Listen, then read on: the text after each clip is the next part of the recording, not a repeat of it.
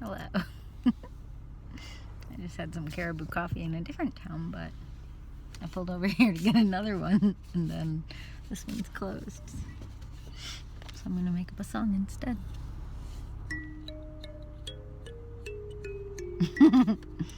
Alright. Learning things is scary, 'cause you don't know what you'll find when you look inside the quiet corners of your mind. What's in there? You might find complaints about people you've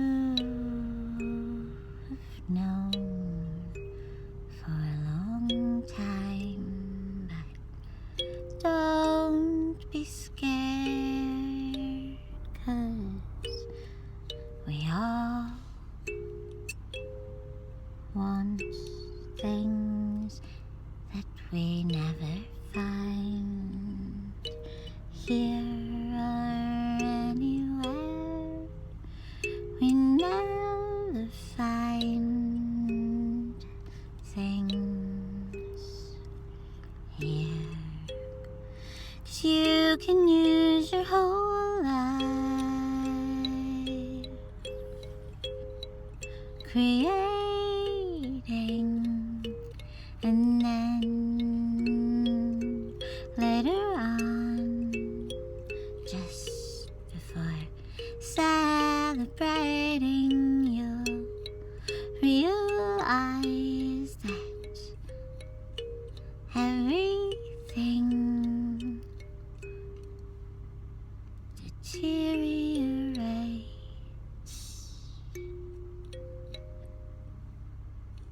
falls apart.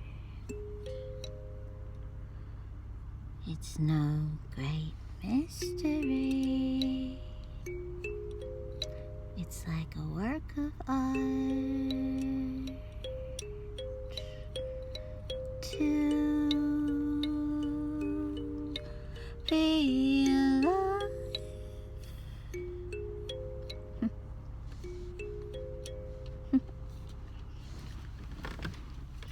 Hey, little bird, little caribou, how I care about you, coming true, as much as we all do or don't do. It's just as common to not become what you wanted to.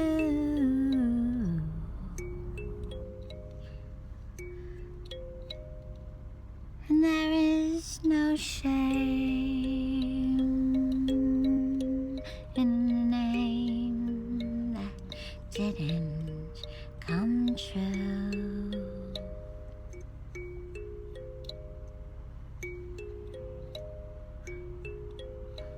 Like you wanted it to.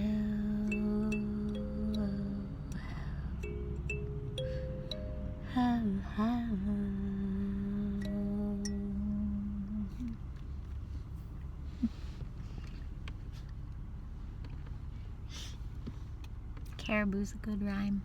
I can't remember if I said a line about I care about you, little caribou, but I do care about you. All the deer in my life, all the does, frozen in headlights, unable to move, unable to thaw. They just freeze. And they get hit by the cars, by the computers, the technology, the fast-moving things, by the predators. I know so many deer, and they are all dear to me. And if I know you, and that sounds like you, you're probably dear to me. And if I don't know you, and that sounds like you, you'd probably be dear to me. If I had infinite time and love to give to share with everybody I ever met. I already feel too spread thin, so please don't ever take that personally if you comment and I don't seem very warm in the comment like I do on these rambles. I've had to learn that. That was a slow thing that I learned, that my fans can't become my friends. I tried once and I couldn't keep up with the intensity.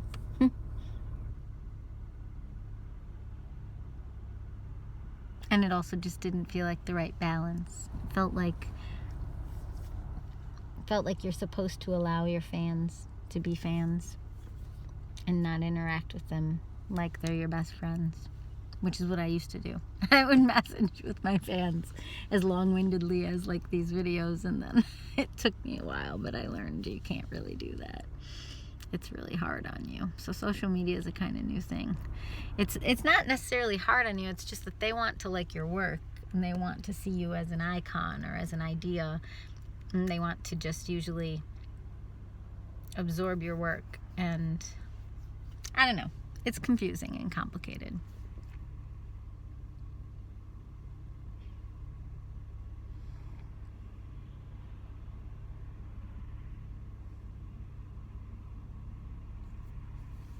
In the old days, someone like me, or maybe not even like me, because maybe I'd just be hiding in a house creating poems or music, or I don't know. I think it's a newer thing to be like a poet soul who uses music to do it. I don't think that's a thing from 100 years ago. I think you either were a musician and you played out in bars and connected people, maybe in churches. Maybe I would have done that, but I don't think it to be a poet or a painter kind of soul, like an artist who's real dreamy, to mix that with music. I don't know that would have made sense in the old days, old cultures. But anyway, I was gonna say that like maybe someone like me, you know, there was still such thing as fans and fandom back then. It was just more like storytelling. It was like you would travel through a town and you would perform once and then you would leave, and then people would talk about you, positive or negative. But it wasn't like a thing where you remained there and had relationships with them in that dreamy way.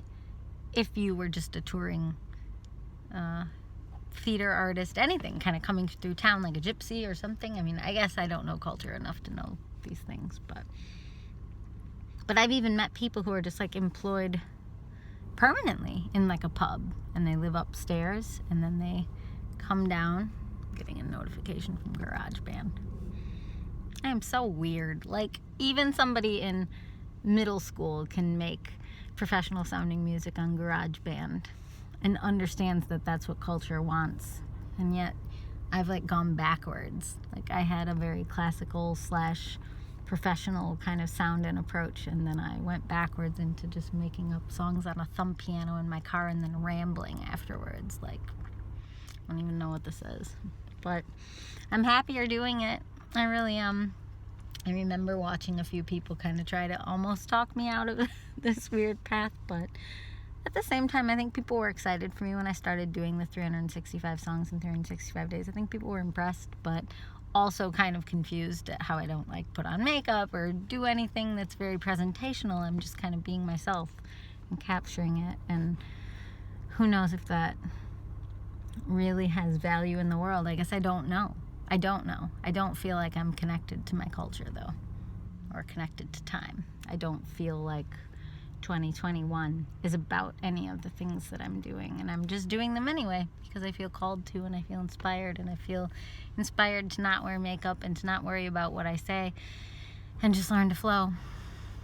And I'm trying to, like, I guess if I have a mission, it's that I hope that more people can do that, not necessarily on YouTube, but just in life. I'm trying to model just being okay with the questions, being okay with being complicated, being okay with just being stuck in a brain. Like, It just is what it is. But if you want something a little more uplifting than this, I did make a Jitter in Rainbow Land show back at the start of the pandemic, and that is probably more uplifting and structured if you like those kinds of things. All right, onward. Bye.